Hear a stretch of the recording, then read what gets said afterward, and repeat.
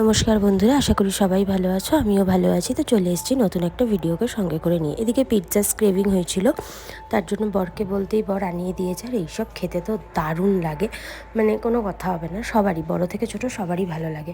তারপরে একটা সুন্দর মুড নিয়ে সকালবেলা উঠে পড়েছিলাম। খাওয়া দাওয়া ভালো হলে তো সবারই মন ভালো হয়ে যায়। তারপরে এইদিকে আমি ভেটকি মাছের ঝোল রান্না করছিলাম। জানো, যতবারই ভেটকি মাছ করতে যাই ফ্রিজে রাখলেই না ভেটকি মাছটা ভেঙে যায়। কেন যায় কেউ একটু প্লিজ আমাকে বলে দিও।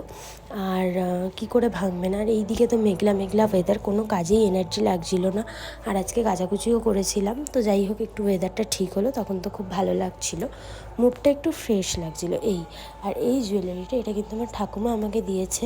এটা কিন্তু আমার ঠাকুমারও বিয়ের জুয়েলারি। এটা কিন্তু মানে আমার ঠাকুমার মায়ের বলতে পারো। আর এই পাথরগুলোকে কি বলে আমি জানি না, বাট মুক্তগুলো আর ওই লাল পাথরটা সবই কিন্তু আসল দিয়ে আমার খুবই পছন্দের একটা জিনিস।